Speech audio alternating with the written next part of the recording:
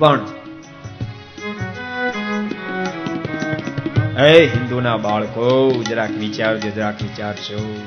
હિન્દુસ્તાનમાં ઠાકોર જન્મ આપ્યો છે, જરાક વિચારજો, આંખ ખોલજો. ફક્ત બસ ઉપર એડવર્ટાઇઝમેન્ટ જોઈ, માંસની મીટની એડ જોઈ, મીટની એડ જોઈ. હૃદયમાં એમ થયું, આ દેશની આ સ્થિતિ, આ દેશની આ સ્થિતિ. અને કોણ રોકશે? મીટની એડો આવવા માંડી. ભક્તો યાદ રાખજો, હિન્દુસ્તાનની ઊંચાઈ એટલે આકાશ આભને આમથી ઊંચાઈ છે. એને પરાસ્ત કરવા માટે દુનિયાના 350 દેશો આજ મીંડ્યા, દુનિયાના 350 દેશો મીંડ્યા છે. કોઈ પણ ભોગે આ બધાને આપણા જેવા કરી નાખો, કોઈ પણ ભોગે હિન્દુસ્તાન આપણા જેવું કરી નાખો. એક હિન્દુસ્તાન એવો છે જે દેશની અંદર હજારો સતી નારીઓ થઈ છે, હજારો સંતો થયા છે, હજારો શુરાઓ થયા છે, હજારો મહાપુરુષો થયા છે. એક હિન્દુસ્તાનની ધરતી એવી છે, વારંવાર આ ધરતી પર સ્વયં ભગવાનને આવવાનું મન થાય. એવી ધરતીને કોઈક બચાવો, કોઈક બચાવો. ભક્તો જાજુ ન થઈ શકે એટલું અહીંયા કથા બેસીને સાંભળી રહ્યા છો, ઘેરે બેસીને જે કથાઓ સાંભળો છો લક્ષના માધ્યમથી, વિવિધ ચેનલો માધ્યમથી, એને એટલી જ મારી કરબદ્ધ પ્રાર્થના છે, તમે હિન્દુના સંતાનો છો, હિન્દુના સંતાનો છો. જોજો, તમને ભ્રષ્ટ કરવાને માટે દુનિયા આજ મંડી, ભ્રષ્ટ કરવા માટે.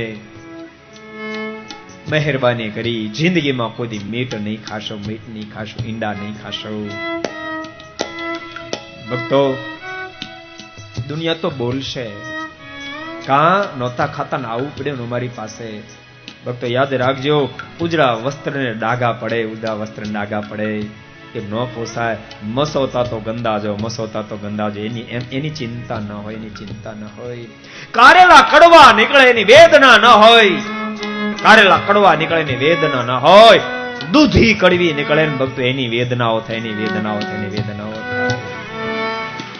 કારેલા તો કડવા જ હોય, કારેલા તો કડવા જ હોય. હિન્દુસ્તાનમાં જન્મેલા યુવાનો જાગૃત બનજો, જાગૃત બનશો. જિંદગીમાં મીઠ ખાશો નહીં. ઠાકોરજી ક્યાં તમને ખાવાની ચીજ ઓછી આપી છે? મીઠ ખાવું પડે.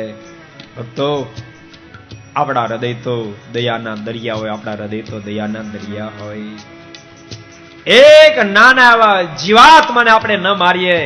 કશ્યાપી પ્રાણીનો હિંસા નૈવ કાર્યત્ર મામ કહી સૂક્ષ્મ યુકા મત કુણાદેરપી બુદ્ધ્યા કદાચન.